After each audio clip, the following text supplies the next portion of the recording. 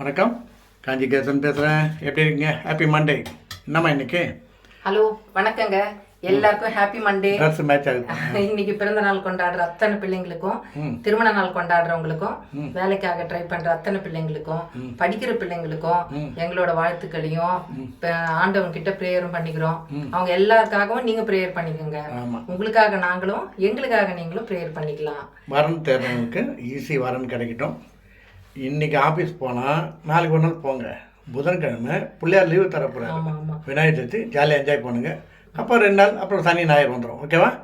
என்னம்மா இன்னைக்கு வந்து சாஃப்ட் மல்லிப்பூ இட்லிங்க. பாருங்க, எல்லாரும் கேட்டீங்களா ஏமா இட்லி? சாஃப்ட் மல்லிப்பூ இட்லி வச்சுட்டு வெறும் கொத்தமல்லி தொகையிலுங்க.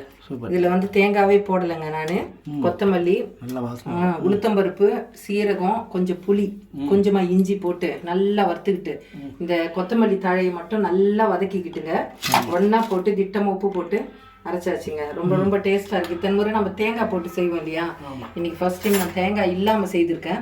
நல்லா இருக்குங்க. இது வந்து பாவக்காய் பொரியல். இதுல வந்து இறக்கும் போது லாஸ்ட்ல கொஞ்சம் வெல்லம் போடுங்க, நல்ல டேஸ்டா இருக்குதுங்க. பொடி பாவக்காய். ஆமா, அந்த பாவக்காய் நிறைய வெரைட்டிஸ் இருக்குல்ல. இது கொஞ்சம் திட்டமான சைஸ் உள்ள பாவக்காய். இது கத்திரிக்காய் சாம்பார். ஓகேங்களா? ஆமாங்க, சாப்பிட வாங்க. லைக் பண்ணுங்க. மண்டேவே சூப்பரா நம்ம ஜாலியா என்ஜாய் பண்ணிட்டே இந்த மண்டே வேலைக்கு போவோம். புதன்கிழமை லீவ் வருதில்ல, அந்த மாதிரி அப்படி தான் பேசுவாங்க. அதே 5 நாள் லீவ் ஆஃபீஸ் ஆகிங்கன்னா 3 இருப்பாங்க. ரைட்.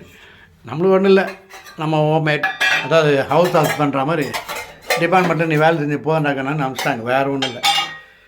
ஓகேவா? அப்புறம் மீதி நம்ம பேசுவோம். ஒரு நிமிஷம் இருங்க. எது பேசினாலும் அடுத்த செகண்டே மறந்து போச்சான்னு டாக்டர்கிட்ட ஒருத்தர் கேட்குறாரு. ஒருத்தர் போய் கேட்குறாரு டாக்டர்கிட்ட, எது பேசினாலும் அடுத்த செகண்டே மறந்து போகுது, எத்தனை நல்லா இது அப்படின்ற டாக்டர். என்ன எதை கேட்குறீங்க நீ? இவர் கேட்குறாரு. இதுதான் மறதி ஜாஸ்தின்றதுக்கு சரியான உதாரணம் இதுதான். அதே மாதிரி அறுந்து போனது என்னவோ மின்சார வயர் கட் ஆகிடுச்சுன்னா அழுதது மெழுகுவத்தி தான் நம்ம டிஸ்டர்ப் பண்ணோம். கரண்ட் இல்லாத வீட்டில் வெட்டப்பட்டது வெங்காயம் தான், ஆனால் கண்ணீர் விட்டதோ கண்கள். தொலைந்து போனது என்னவோ சாவி தான், அடி வாங்கி அழுதது பூட்டு தான்.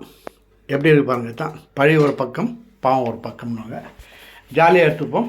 இன்னும் நிறைய இருக்குது, டைம் இல்லை படிக்க. அதாவது 3 செகண்ட்ஸ் ஆகிடும் இல்லை, அதுக்காக தான். இது அப்புறம் படிப்போம். ஓகேவா? லைக் பண்ணுங்கள், ஷேர் பண்ணுங்கள், சப்ஸ்கிரைப் பண்ணுங்கள்.